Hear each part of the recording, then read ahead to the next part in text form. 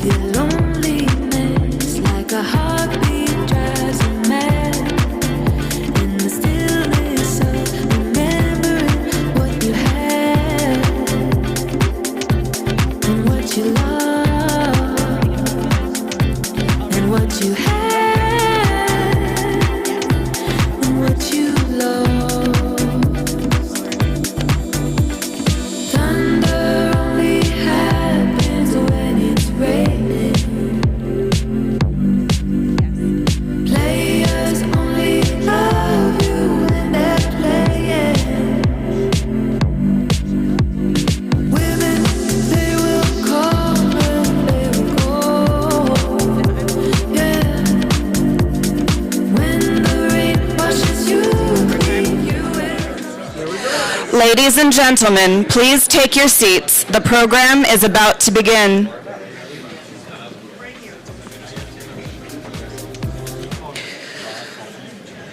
Is he trying to go? There we go. Good. Ladies and gentlemen, please welcome to the stage Foreign Policy's Editor-in-Chief, Ravi Agrawal. Hello.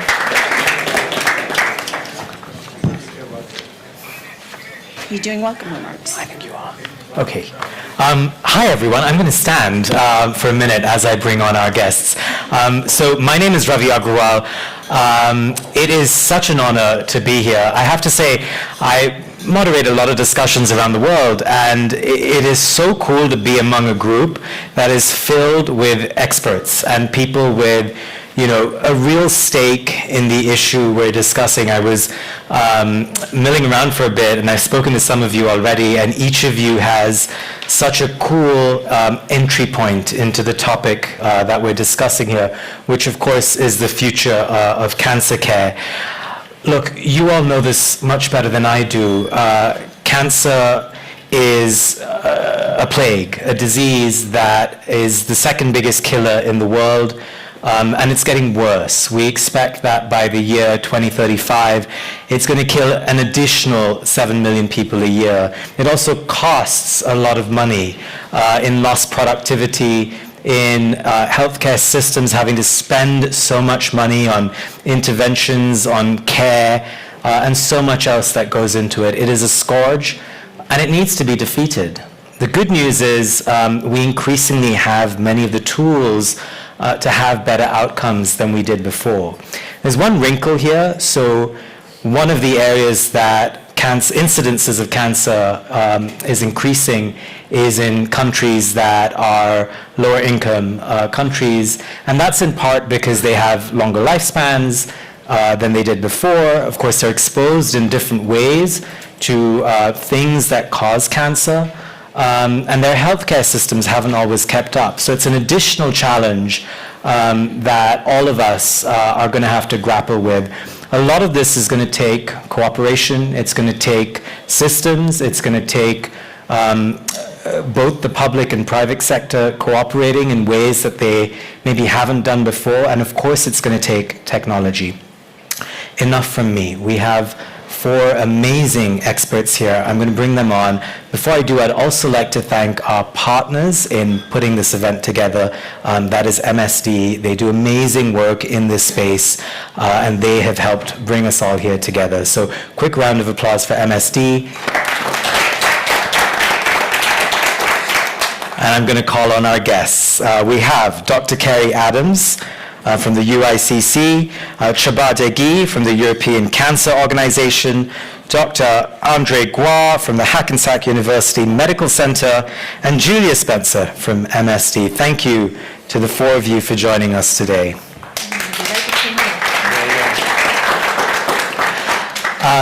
We have, let me see, about 50 minutes here together.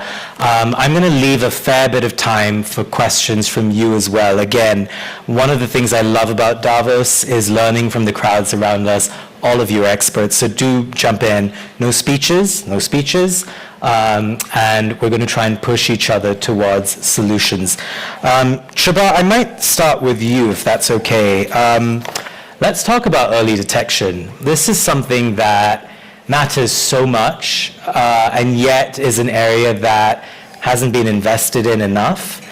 And on top of that, it is a challenge that, it takes a lot more than just focusing on cancer to fix it, because we're talking about entire systems, primary care.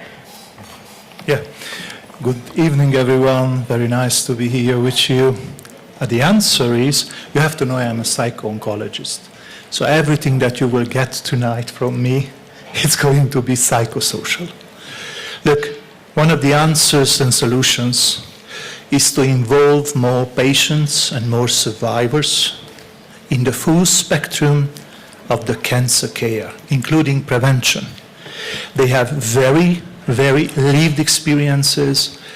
And if we take a look now globally at the cancer control programs, we are going to see that only 18% have the involvement of patients. So we must do so much more in this, because early detection means hope.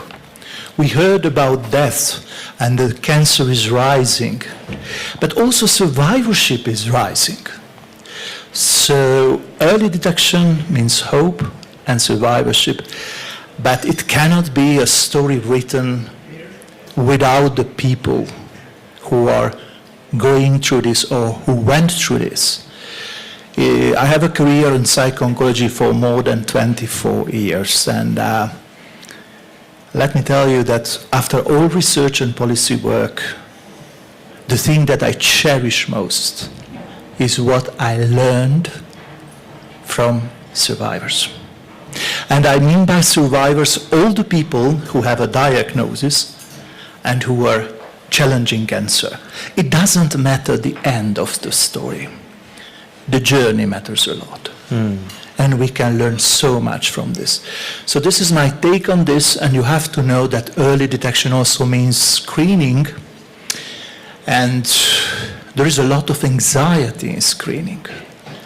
We have research that shows that even if people are getting a negative result, the distress of screening goes on for a few weeks more.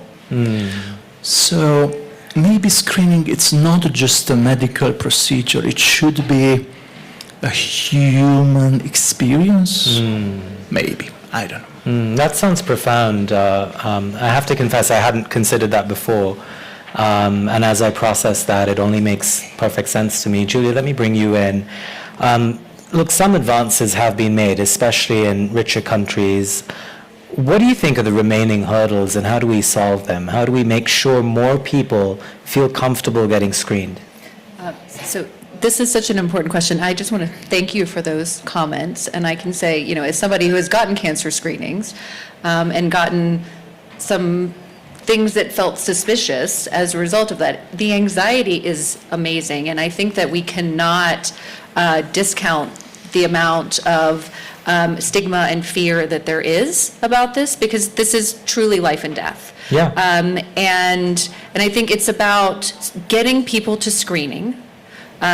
There's a whole lot of gaps in the health system that we need to be able to fill in order to do that, from making sure that it's physically available to people, to make sure that it's affordable, so that it is something that people do not have to spend their life savings on just to get a diagnosis.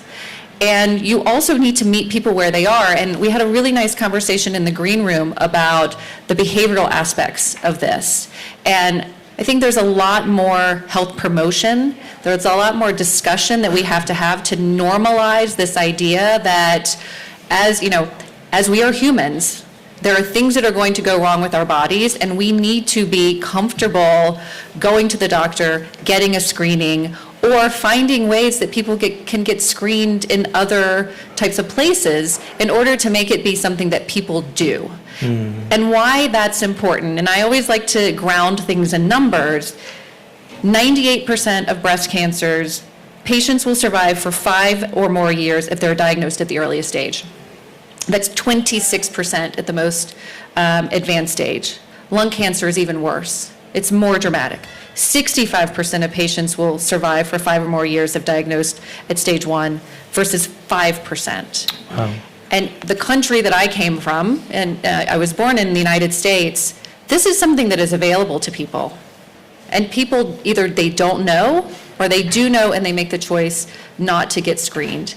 And coupled with that screening, you have to have access pathways to care. And both of those have to go together. And I think either getting screened if there's no care, people will say, well, why bother? Or if they don't know how to access it, then they might not also bother. And it's going to take all of us to fix that, because there are psychological issues, there are health system issues, there are affordability issues, and I think we have to deconstruct it and figure out how we fill those particular gaps in so that the system works for people. And I guess the question is how? What are the things we all need to do as a society, as a system, as stakeholders of various parts of it? Andre, let me bring you in. If you have thoughts on that, but otherwise I have a question for you. I want to echo what we heard, and I think this is obviously really, really important aspect. The stress and involving patients, actually some of these patients become e-navigators and champions and help other people to deal with cancer, even if they're not related. And that's a great way. I always tell my patient the best investment they can do is invest themselves in cancer to help themselves as well and others. Back on the screening, I mean, just in the US, 2/3 of cancer diagnosis and cancer death have no screening tests. We're still doing the same tests than 20, 30 years ago. We have now liquid biopsies that can really start to really have an impact. Epigenetics, multiple ways of screening. We have exosome screening. We have a device, for example, in our institution where we're capturing exosome from the exhale air. There's only 1,500 molecules that could be relevant health-wise every time you exhale. So there's a lot of ways to screen. But I want to put screening in the context of a journey of a patient. And I think the entire question of future cancer care should be on the journey of the patient. Screening in a pre-cancer space, no one wants to have cancer. But if we have cancer, what can we do for it? And I believe, and I hope in my lifetime, we're going to intercept cancer, detect cancer early. But it's also for someone who had surgery for an early stage of cancer. We see a lot of patients who had stage 1 colon cancer. We see a lot of patients, unfortunately, now in their mid-30s with stage 4 colon cancer. I'm sure you heard this, increased cancer incidence, 60% planned in the next 20 years in the US, as per the American Cancer Society, and increasing around the world as well. But if you provide the tool at patients who had an early stage cancer, and if they are cell-free positive, liquid biopsy positive, 100% of them almost relapse. So this provides something an opportunity to actually do something about it, right? And also the screening post-cancer treatment. This is a huge opportunity. Someone is in complete remission, let's say a lymphoma, I'm a lymphomaniac. So if you're aggressive lymphoma, you're in remission, you should do well. And if you have cell-free DNA positive, 100% of relapse in 18 months, 100%, versus 100% survival at 5 years. So those are numbers that are very different. And finally, I will conclude on the bar is so low. We started an Institute for Cancer Prevention, we went live in July, using liquid biopsy, using a platform called Cancer IQ, not for patients, for the community. Underrepresented areas and all that. And we actually, I was mentioning this before, we go to the school programs and we try to teach the kids to tell their parents to be screened heavy smokers. In the US, 7 out of 8 patient heavy smokers are never screened for lung cancer. Wow. Early stage lung cancer is obviously, you mentioned breast cancer, but the big killers, pancreatic, ovarian, and lung cancer, survival early stage is 90% versus 5%. So the benefit is enormous. But to your point, what people don't want to be screened and say, oh, you have a risk, but what are you going to do?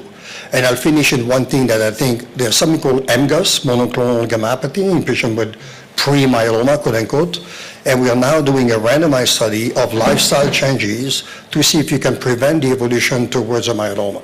and then try to do something about it, involving them into the lifestyle. This is part of the whole debate tonight. The future of cancer care is empowering providers to be better at what they do at the point of care, but bring clarity to patients to lead a better life, including with cancer.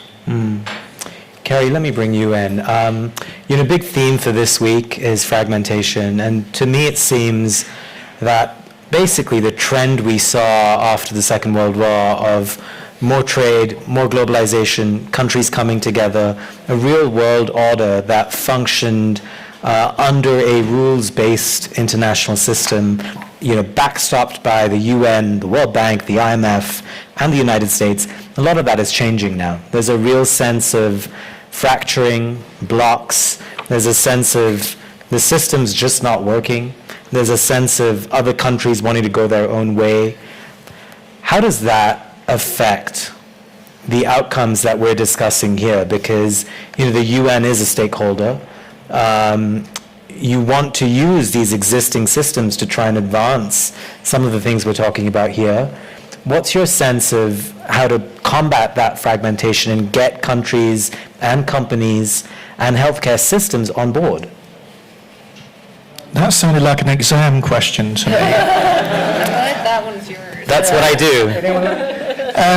You're right. Did you choose on me on World War II because I'm the oldest here? Is that why you, okay. That's exactly why. Right, fair enough. I don't share your pessimism. Good. Okay, and let me tell you why. I've been in this world for 15 years, and actually I see more harmonization of approach, more sharing of best practice, more cohesion, collective responsibility, and also a recognition that actually the solution to most countries' problems on cancer are not a global solution, they're a national solution. And ownership at a national level is a key requirement if you want to put in place screening, if you want to put in place diagnostics and pathology. You need government ownership. So I've seen progression over the last 15 years in terms of number of national cancer control plans, the ones that are implemented and working well. And as we've said before, finance and implementation are the hardest part of that, but we're making progress in the right direction. Now, getting back to your question, where does this global unity actually bring value? I'm a great believer in the WHO. There's some great people in there who do great work. And one of the things they do is the best buys. And the best buys for screening cover breast, cervical, and also colorectal. And hopefully within the next 2 years will be lung cancer as well, lung cancer screening. Now what that means is that whilst we're sitting in beautiful Switzerland, and we talk about the US market and the European markets, a lot of countries and LMICs take their lead from the WHO guidance and advice. And I've seen that happen in country by country that I've been to. And I think that works well. It's the implementation of it at a local level which becomes more awkward and difficult. And on top of all the barriers you mentioned, a cultural barrier is often a big problem, and that is very difficult to resolve. Let me bring that to life. Princess Dina Mored from Jordan, you may know, used to be president of UICC. And her story of what was achieved in Jordan, I think, is an inspirational story for many other countries. Her son actually got cancer, and they couldn't deal with it in Jordan. They went to St. Jude's. They could afford to go to St. Jude's. The child was cured, still alive, fantastic. But the royal family said this is unacceptable, that we have to go abroad to get treatment for a child. And they started the King Hussein Cancer Centre, and they invested money, and St. Jude's helped in creating that. It was a great centre. It was really top class straight away. She described it as a morgue, because breast cancer patients would turn up stage 3, 4. And they had to go out into the community and to change the culture of women coming forward when they had an issue with their breasts. They had to, because it was not appropriate for them to be seen by a doctor or a primary healthcare physician, or go and have a mammography test. So until that changed, it didn't really make a difference to the survival rates of breast cancer in the country. But when it did change, they changed the stage of presentation in the King Hussein Cancer Centre from about 75-80% stage 3-4 to 75-80% stage 1-2. And then once you get that switch, then the community realises you can survive cancer. And they become the ambassadors. As you said, the survivors become the ambassadors, and they convince their auntie, their friend, to go and get checked. So it's a complicated issue, but I think if it's taken on board at national level, where it should be, then I think we can make a difference. Wow. And it strikes me that different countries will have different approaches, right? I mean, but Julia, are there any sort of key steps that one can recommend across countries to improve early detection, for example?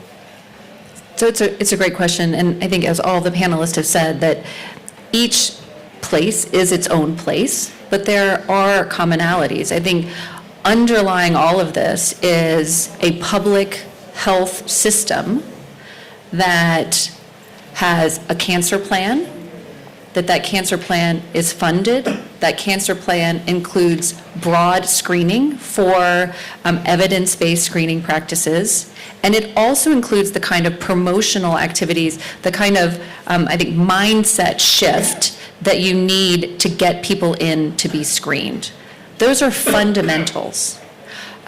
As we kind of go up the chain of more complex innovations where you need more individualized screening, or you need to understand something at the molecular level, you need some health system transformation in order to have places for people to be screened so that they can get the care they need. But the fundamentals aren't there in too many places. And again, I want to go back to political will and investment. We know what should be in a cancer plan. I think, all of us in this room have had lots of conversations about what a comprehensive cancer plan needs to look like for a country, and many of them are very good, and they're not funded. And so we need to make sure that the resources are allocated and are going behind those commitments, and the right fundamentals are being done at the basic level so that we can continue to build on that as new innovations come to market. So the minute you said we know what to do, it reminded me of, there was an EU commissioner called Jean-Claude Juncker, and he had this great line where he said, we all know what to do, but if we did it, we wouldn't get reelected. In this case, you know what to do, but we can't do it because ... Well, that's not true for all EU politicians. For example, I can give you another example, Stella Kyriakides, right? Right. She was the EU Health Commissioner, and she brought in the Europe's Beating Cancer Plan, and with the Europe's Beating Cancer Plan, 4 billion euros to implement it in national countries. So she's a psychologist, she's a cancer survivor, and she's a very different example. Than, So. Sorry for interrupting, but I think that's important to reflect that there is so much power when a politician who has an openness, an understanding of the cancer burden and experience, it's in the right position. But I think your point is well made. I mean, if you go across Europe, for example, you've got screening rates for breast cancer in some parts of Europe at below 30%, I think it is. That's true. And then in other parts, it's 80, 90%. And one has to ask the question, why is that happening? And that's where good research can help make a difference, and sharing best practice. We're never going to get everything okay.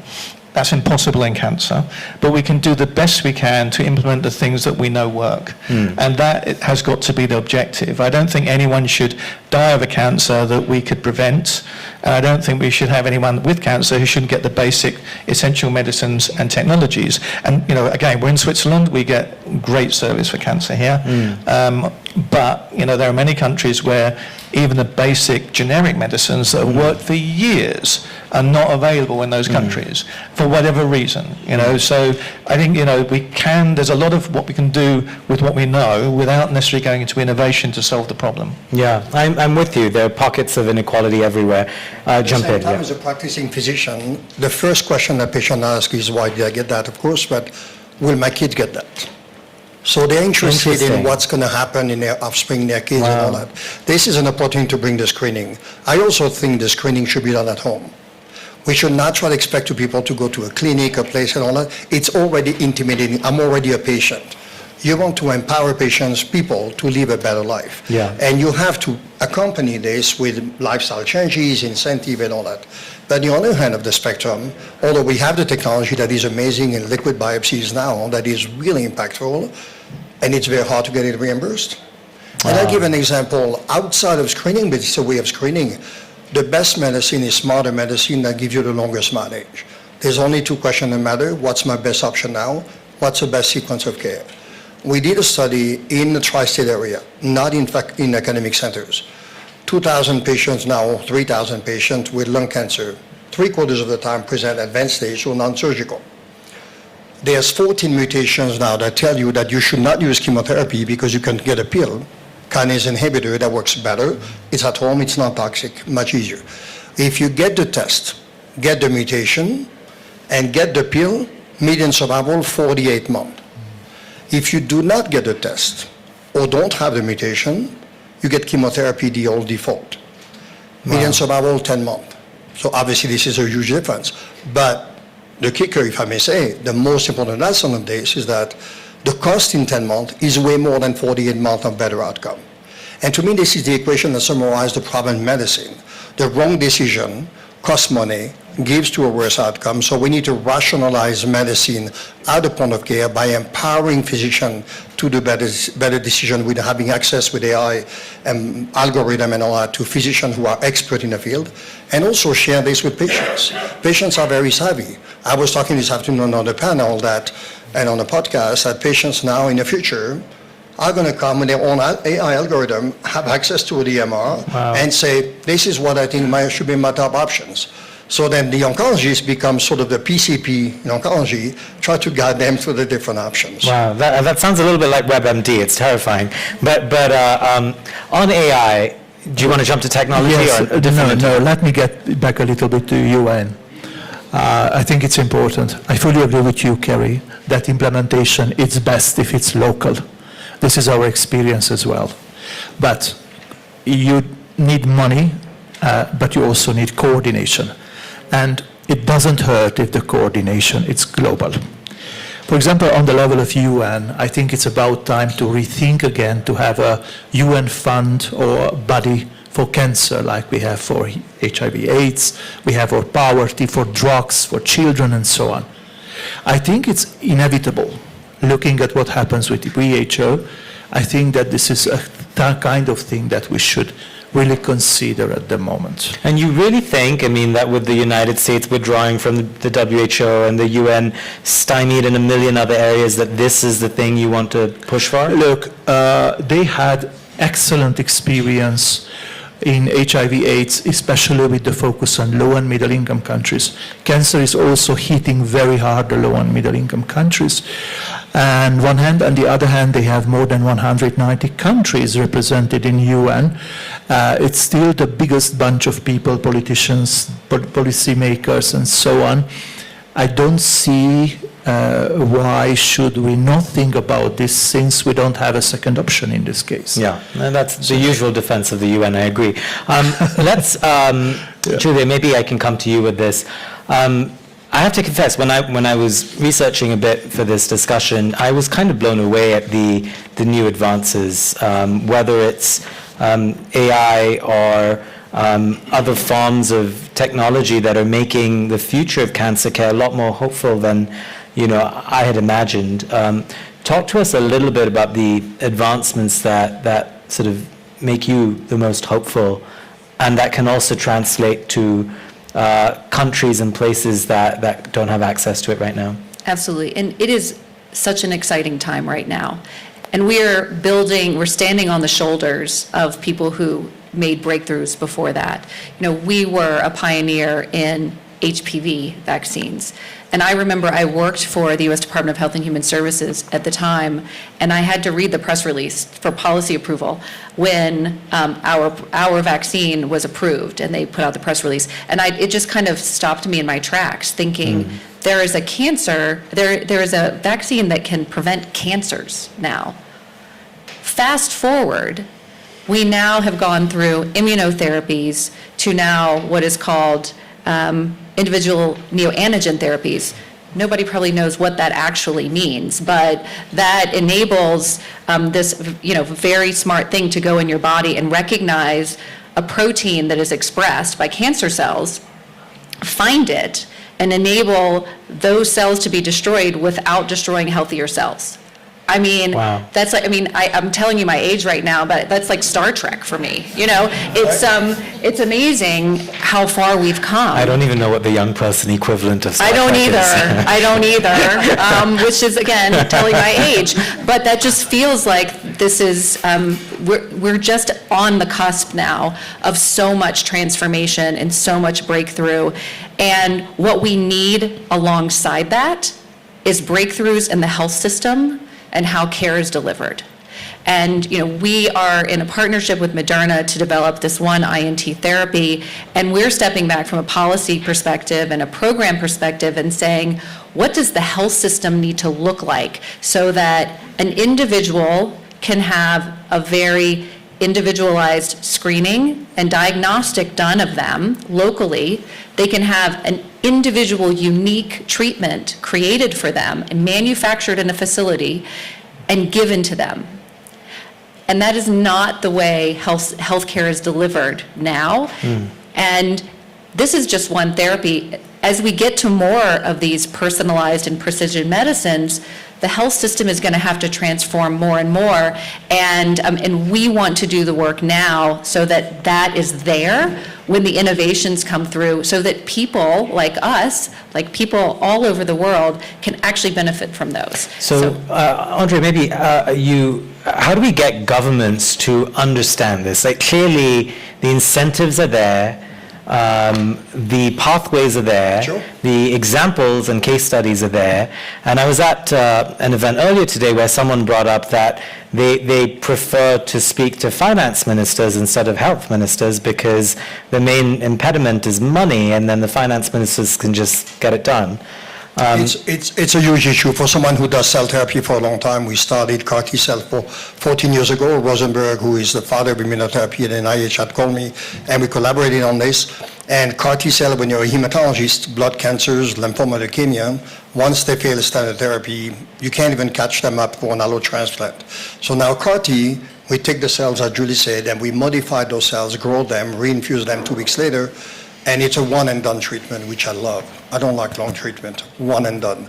And the future is cell therapy, 100%. We have patients who have failed everything, 5, 7, 8 line of biotherapy, 90% response rate, 50, 70% complete response rate, and about 40 to 45% of patients cured with one infusion. One infusion. This is the most significant advance in oncology in over 30 years. This is building up now. We are starting to see this finally in solid tumors. We are starting to see complete remission in glioblastomas. We're starting to do a few patients recently who had complete response with end-stage prostate cancer with one infusion of cell therapy. So I believe the future of cell therapy is fantastic. Across medicine, we are doing cell therapy in autoimmunity. When patients have failed everything in refractory lupus, 100% quote-unquote cure, no need for additional immunosuppressor after one infusion of low-dose CAR T cell. So that's just a quick word on the technology, that is how fascinating it is. But to answer your question, how do you incentivize, how do you make it work? Well, all of this treatment saves so many patients comparing to no other option. There's still only 2 out of 10 patients in the US who get it. It took several years to get the reimbursement code from the time to the approval that time we could use it. But it's still difficult because patients are not referred, and there's no incentive in the system to track patients. So we need to use AI. We are starting to use this in our network because it has 18 hospitals and a lot of point of care to try to track patients for what treatment they should match. And I think this is really important to do this. And I will finish to say that in order to convince people, you need to show them to the financial aspect that the right treatment, smarter medicine, is longest mileage. If you don't give CAR T to someone who has a need of a CAR T cell, you're going to continue to treat them, obviously, until they die in hospice. You spend a lot more money this way. And the final point is that we need to do better medicine and diagnostic. 1 out of 7 patients in the world get the appropriate options in the eyes of an expert. So all of this are incentive for the financial aspect to say we need to do better because smarter medicine is longest mileage. Let me try and take a couple of questions from our audience here. Put up your hands and I'll have a mic weave its way to you. How about over there, sir, in the suit and the glasses? Tell us your name and a question, please. You hold it. Felipe Flores, Last week during JP Morgan, many companies talk about their pipeline. Combinations was all over.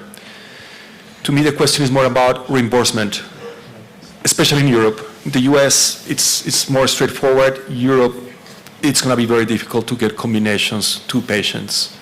What are your thoughts on how can we make it work so we can help patients at the end of the day? Well, I can give you a very classical answer. I think we always have to put the patient first, meaning that they have a very reliable, very strong, and very clear voice. I remember when we were running the helpline, patients were always calling because they wanted the newest treatment and they wanted information. So what I think that together with lobby, the old strong advocacy, it's working. Patients want to have their lives, they want to have control over their lives, and even patients who are in a metastatic phase, they want to have, a survivorship experience. So I believe strongly that we need to push with patients. It had happened before, it gave us very good results. It started with the breast cancer movement, but so many other things. I really believe in this because politicians sometimes just can't handle it. So they give in and they try to do what patients need because, there is this old saying in oncology, even those who believe in heaven don't want to go there. So. Wow.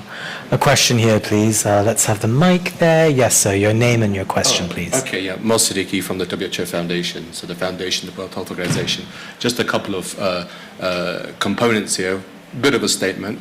There is indeed a European aspect of WHO as well as an American aspect of WHO because the regional aspects of that. So there are already these systems that exist, and in fact, a lot of the countries depend on the WHO for all this entire work. In addition to that, a question for the new novel vaccines that are potentially coming out there, in a world where the WHO has a 20% deficit in its budget, how do you expect organizations, vaccines and other things, where organizations like Gavi Global Fund rely on the WHO to get these things out to broader markets, asking for a friend. Yeah. Who'd like to take this here? Maybe I'll just make an existential statement about where we are. Controversial topic. And a controversial, big provocativeness is, I think, welcome here.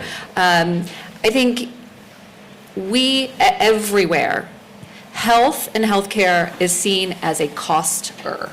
It is something that sucks money out of budgets.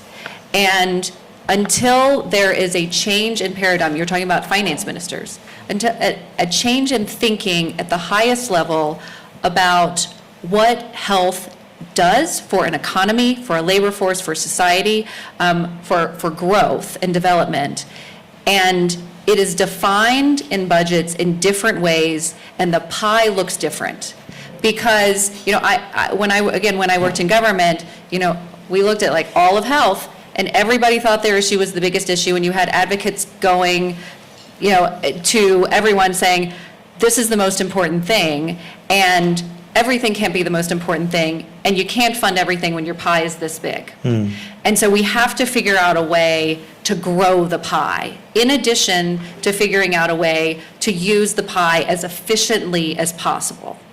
And all of us can sing that song about the need for seeing health as an investment and having more connected conversations with departments of labor and investment and finance, because a society is only as productive as it is healthy.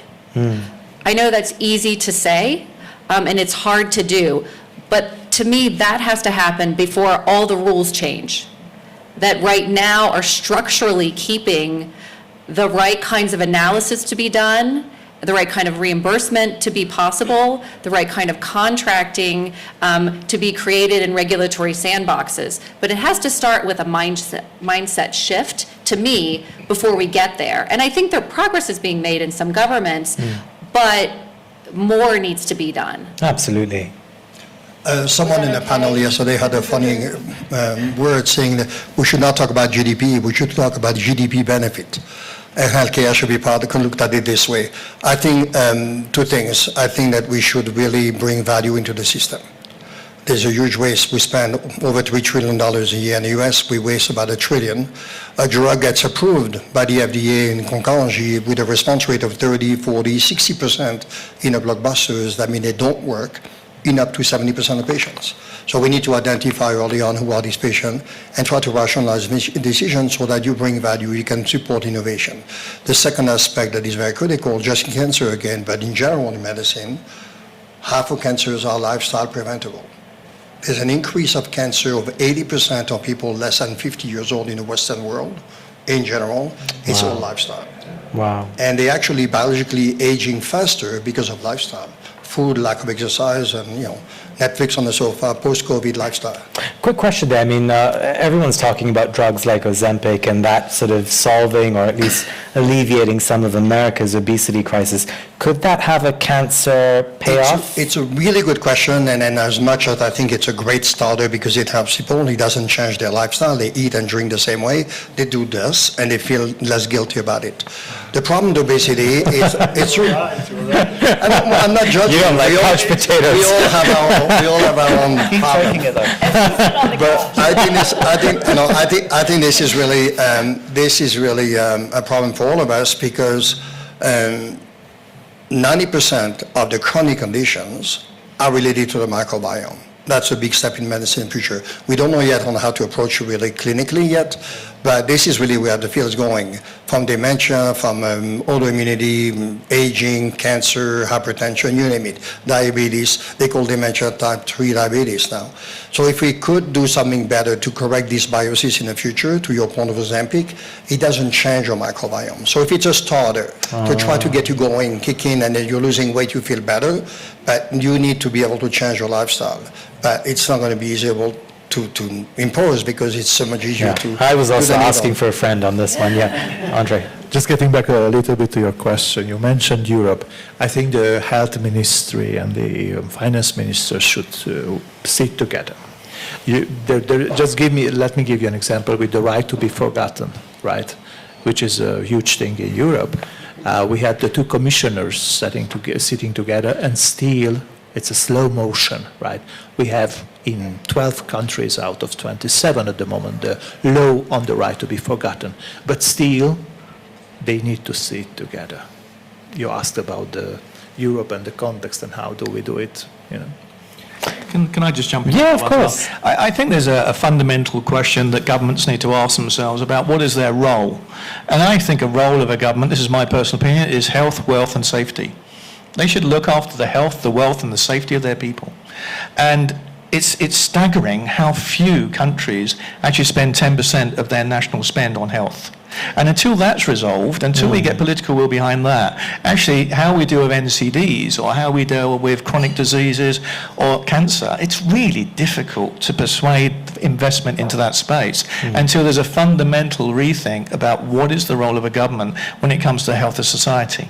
Can I just make a couple of points? Just curious, which countries spend that much money, 10%? Oh, the Americans spend loads, don't they? The Americans spend loads, like 18, 19%, is it? The UK's but not always a good outcome. No, but I think it's a different question. Okay. Okay, that's about being efficient and effective, and we've got Elon Musk sorting that one out for us. Excellent. So it's okay. Well, we're sorted then. Yeah. To make a couple of points, we've very focused on chemotherapy and drugs, and thank you for talking about CAR T. I didn't realise you were involved in that. One of my best friends started CAR T cell therapy tomorrow. Mike, good luck. It's his last chance, so let's cross our fingers on that. But we have got surgery in the room, and we do have radiotherapy, and there has been advances in our surgical capability around the world, and radiotherapy has made great advances as well in the last 20 years, and 50% of cancers demand radiotherapy. So I think we're making advances in multiple ways when it comes to treatment, not just in chemo as well, and I'm really pleased about that, because what we now need to do is get it into the right place, because there are a lack of radiotherapy machines around the world, and we could really do with that increasing as well. Let's take a couple more questions. I see hands. We'll do one there, the gentleman with the tie. I always notice, because I do this for a living, that men always put up their hands first. So any ladies in the room, please do join in before we run out of time. Yes, sir, over there. Yeah, Jeff Ibbotson from the Global Surgery Foundation. You know, this conversation is amazing, and this week at Davos, we're talking about these wonderful ideas, solutions. I always think about what happens next week, Monday morning. What are the things that we're going to actually take forward and have impact? As a surgeon, I like action. And in particular, we focus on those who are furthest behind. And we've heard some of the statistics in low resource settings. The outcomes are abysmal. And it's wonderful to hear about some of the new technologies like CAR-T cells, but how are we going to make a difference for those, the majority of the world, which are so far behind? So I would like to ask, well, not just the panel, but others in the room, what would be the one thing, the game changer, that if you had your way, you could go forward with for Monday morning action? Thanks. Anyone in the audience has an inspiring take on this with a Monday morning plan? Come on, we failed if we haven't. There you go. Okay, over there, a hand, all the way at the back. Hi, I've been an investor in a Cambridge, Massachusetts company called Cendevrex for a number of years, and they have a breast. Thank you. Hello. I've been an investor in a Cambridge, Massachusetts company called Cendevrex, Syndevrx, for a number of years now, maybe almost 8 or 9. And they're now doing I think it's a stage 3 study in Sloan Kettering in New York City. And it is the first time in the history of the breast cancer department that every single one of the 33 faculty members has signed up to it because they're so excited about the results they've seen so far. So for those of you in Europe who haven't heard of Cendevrex, or in the audience, maybe look at their website, cendevrex.com, and see if you can look about bringing some more trials to your neighborhood. Okay, cool. Thank you. That's tangible. Yes, sir, over here.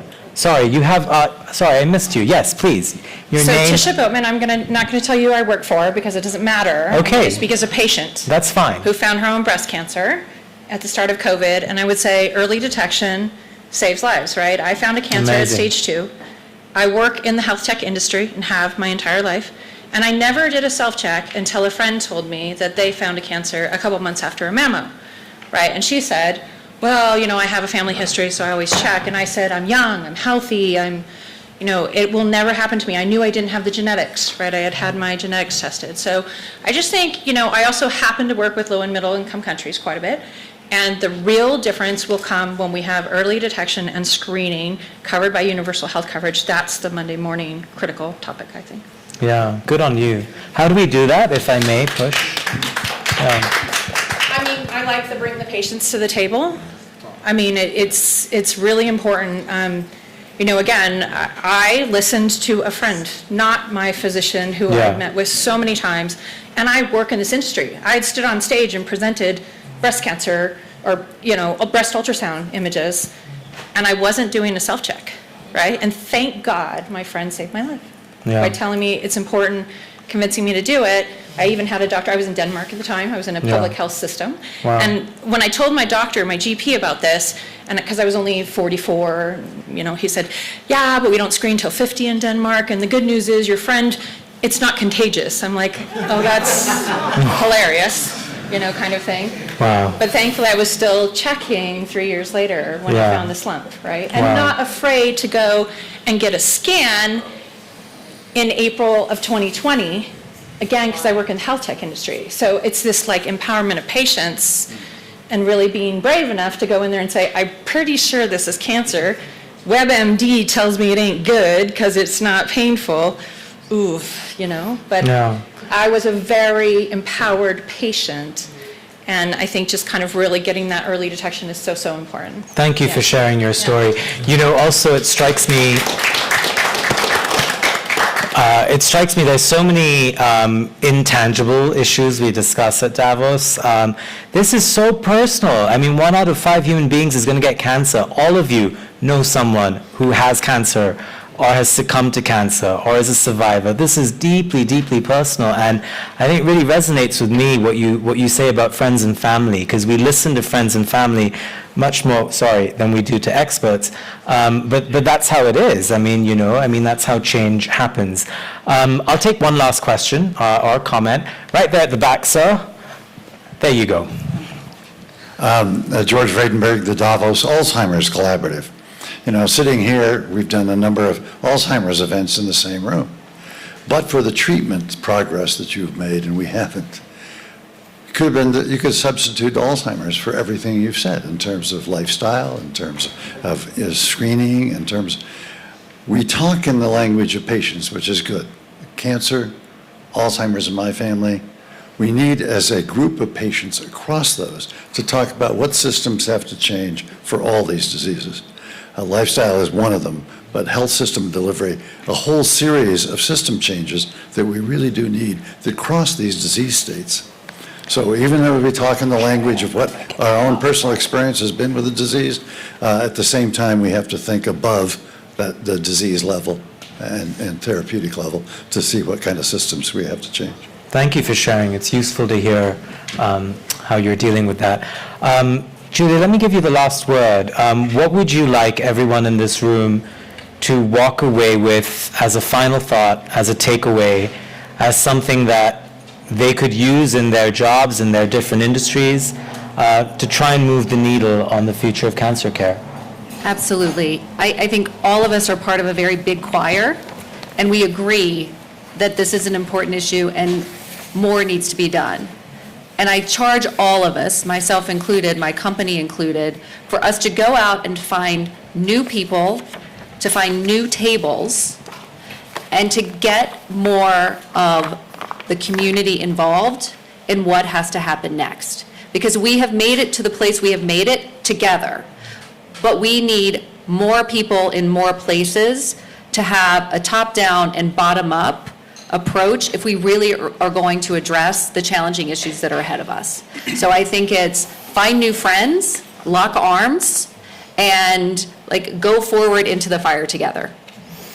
I feel inspired. I couldn't have put it better.